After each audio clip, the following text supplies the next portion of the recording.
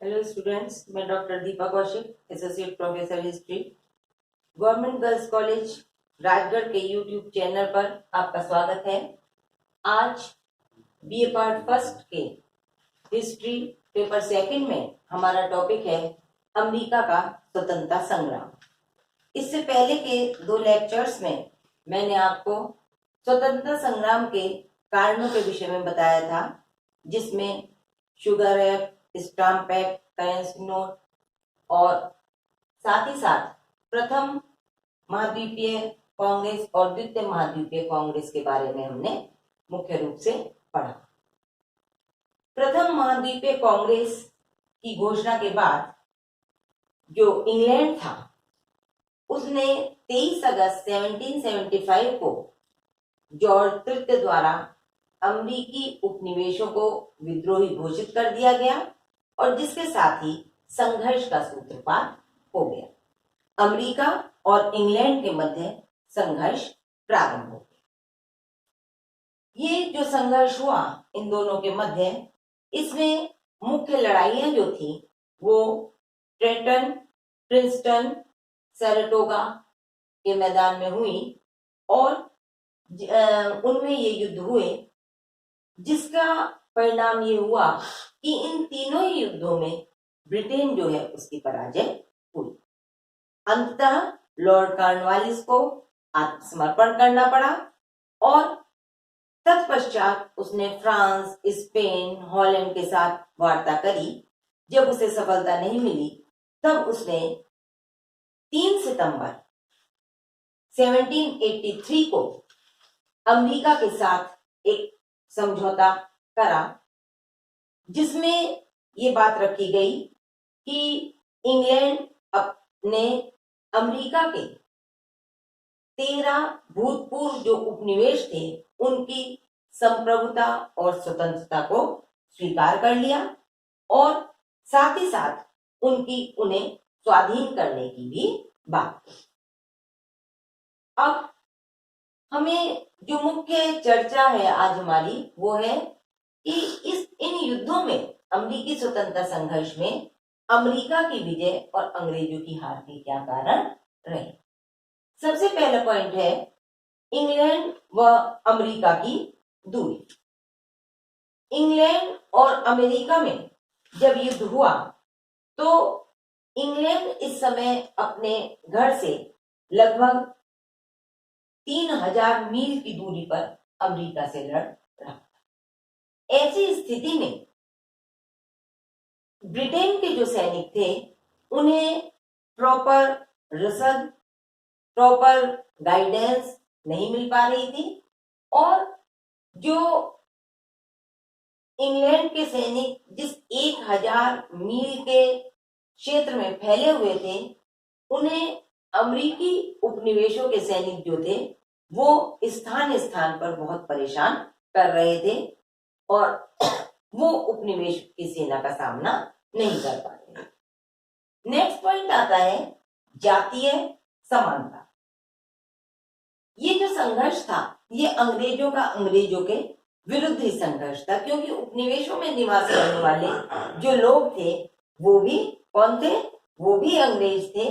लेकिन ये जो उपनिवेश में निवास कर रहे थे उन्हें इंग्लैंड उन्हें पूर्व में अधिकार मिले हुए थे उनसे वंचित करना चाहता था। चाय पर टैक्स लगा दिया गया, स्टाम्प ड्यूटी लगा दी गई, जिसका कि ये एक तरह से उनकी संप्रभुता में हस्तक्षेप था, जिसे कि उपनिवेशवासी स्वीकार नहीं कर पा रहे थे। तो और साथ ही ये जो जातीय समानता थी, इसके कारण जो इंग्लैंड के सैनिक थे वो उपनिवेश के सैनिकों का उतना विरोध नहीं कर पा रहे थे जितना कि उन्हें करना चाहिए था, जो कि उनकी विजय के लिए आवश्यक था। नेक्स्ट, उपनिवेशियों का सहयोग। लोग, ये जो उपनिवेशी थे ये अपनी स्वतंत्रता की रक्षा के लिए लड़ रहे थे और इन्हें इस स्वतंत्रता में फ्रांस, स्पेन और हॉलैंड का सहयोग मिल रहा था, जबकि इंग्लैंड के जो सैनिक थे उनमें से बहुत से लोग हॉलैंड और फ्रांस के लोगों से बहुत अभिन्न रूप से मिले हुए थे और वो उनका उतना विरोध नहीं कर रहे। नेक्स्ट पॉइंट है उपनिवेशों की शक्ति का गलत मूल्यांकन। जब ये युद्ध हो रहा था उससे पूर्व इंग्लैंड के जो सेनानायक थे, इंग्लैंड की जो सामुद्रिक शक्ति थी, उन्होंने उपनिवेश में निवास करने वाले लोगों की शक्ति का गलत मूल्यांकन किया था। उन्हें ये लगता था कि ये लोग तो अलग अलग 13 खंडों में बटे हुए हैं और इसलिए ये संयुक्त होकर लड़ाई नहीं कर पाएंगे और जब तक उन्हें सही स्थिति का ज्ञान होता तब तक उनकी पराजय होने लगी। जॉर्ज तृतीय और उसके मंत्री। जॉर्ज तृतीय जो कि इस समय इंग्लैंड के शासक थे, उनका उपनिवेशों के निवासियों के साथ जो व्यवहार था वो शासक और शासित के मध्य जैसे संबंध होने चाहिए वैसे नहीं थे, बल्कि वो उन्हें दबाना चाह रहे थे। ऐसी स्थिति में और साथ ही जो उनके मंत्री थे वो भी कई बार उनके कार्यों से सहमत नहीं थे और उनके जो प्रधानमंत्री लॉर्ड नॉर्थ थे वो एक अयोग्य व्यक्ति थे। तो ऐसी स्थिति में उपनिवेशों की जो संयुक्त शक्ति मिल गई थी वो उसका सही रूप से सामना नहीं कर पाई। नेक्स्ट पॉइंट है जॉर्ज वॉशिंगटन का योग्य नेतृत्व। दूसरी तरफ जो उपनिवेशों की सफलता का प्रमुख कारण था वो उनके योग्य सेनापति जॉर्ज वॉशिंगटन थे और जॉर्ज वॉशिंगटन जो थे वो एक कुशल, धैर्यशील और साहसी सेनानायक थे। उन्होंने किसानों और मजदूरों को इस तरह से प्रशिक्षित कर दिया था कि वे युद्ध भूमि में अपना सर्वस्व न्यौछावर करने के लिए तैयार रहते थे और इंग्लैंड के बहुत से बुद्धिजीवी जो थे वो जॉर्ज तृतीय और उनके शासनकाल से संतुष्ट नहीं थे। नेक्स्ट आता है अन्य राष्ट्रों का सहयोग। इस विषय में मैंने आपको पहले बताया कि उपनिवेशों को फ्रांस का जो सहयोग प्राप्त हुआ उसका मुख्य कारण क्या था कि सप्तवर्षीय युद्ध जो कि इंग्लैंड और फ्रांस के बीच हुआ था उसमें फ्रांस जो है उसे बहुत अधिक क्षति बाद में उठानी पड़ी। तो फ्रांस ये चाहता था कि एक अच्छा मौका है जबकि वो इंग्लैंड से अपने प्रतिशोध का बदला ले सकता है और क्योंकि फ्रांस सहयोग कर रहा था तो इसलिए स्पेन और हॉलैंड भी इन उपनिवेशवासियों का सहयोग कर रहे थे और इनके सहयोग के परिणाम स्वरूप उन लोग की संयुक्त शक्ति जो है वो बहुत अधिक हो गई, जो कि अंग्रेजों की हार का एक मुख्य कारण रहा। अब यहाँ तो हमने चर्चा करी कि अंग्रेजों की हार के मुख्य कारण क्या थे। अब कई बार ये भी प्रश्न उठता है और आपसे शॉर्ट क्वेश्चंस में पूछा जा सकता है कि अमेरिकी क्रांति का स्वरूप क्या था, कि ये जो युद्ध लड़ा गया ये इससे क्या प्राप्त हुआ, किन चीजों को लेकर ये युद्ध प्रारंभ हुआ, क्या इसका परिणाम हुआ, क्या अमेरिकी वासियों को हासिल हुआ। तो इस बारे में अलग अलग इतिहासकारों और विद्वानों के विभिन्न मत हैं। कुछ इतिहासकार ये कहते हैं कि ये जो युद्ध था ये परिवर्तन विरोधी तथा निवारक आंदोलन था। परिवर्तन विरोधी किस तरह से कि अपनी स्थापना के समय उपनिवेशवासी जिस स्वतंत्रता का उपभोग कर रहे थे अब इंग्लैंड वासी जो थे उस स्वतंत्रता को उनसे छीनना चाहते थे, उन अधिकारों को उन उपनिवेशवासियों से छीनना चाहते थे जिसका उपनिवेशवासी विरोध कर रहे थे और उसके निवारक उसको पुनः प्राप्त करने के लिए वो उन्होंने इस आंदोलन को किया या इस संघर्ष को किया।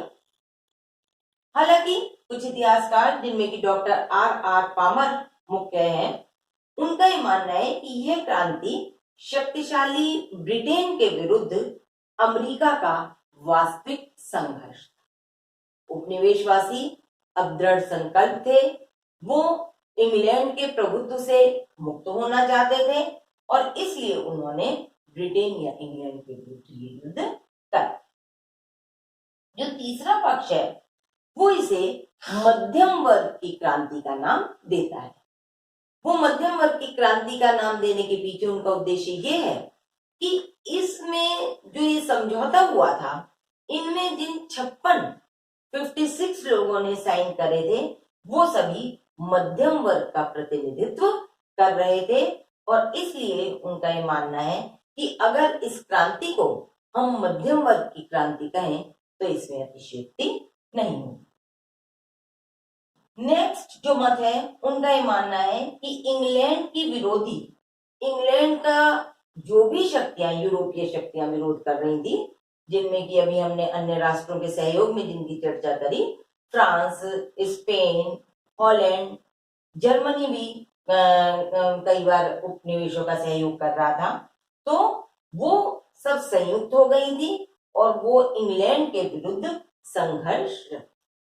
तो उनका ये मानना है कि इस क्रांति का स्वरूप यूरोपीय शक्तियों का इंग्लैंड के विरुद्ध संघर्ष माना जाना चाहिए। लेकिन वस्तुतः अगर हम देखें या एक मत पर अगर हम विचार करें तो हम कह सकते हैं कि ये उपनिवेश में निवास करने वाले लोगों का इंग्लैंड की से मुक्त होने के लिए प्रथम प्रयास था, या वो इंग्लैंड से अब स्वतंत्र होना चाहते थे, स्वयं संप्रभु रूप में एक शासन की स्थापना करना चाहते थे। इसलिए यदि हम ये कहें कि यह विश्व इतिहास में प्रथम मुक्ति संघर्ष था तो ये सर्वथा उचित होगा। मुझे उम्मीद है कि आपको ये सारी चीजें समझ आ गई होंगी। अभी इस तरह हम देखते हैं कि आज हमने अमेरिकी स्वतंत्रता संग्राम का थर्ड पार्ट पढ़ा और अब एक पार्ट हमारा और रह गया है जिसमें कि हम विचार करेंगे क्रांति के परिणाम। तो वो हम नेक्स्ट लेक्चर में देखेंगे।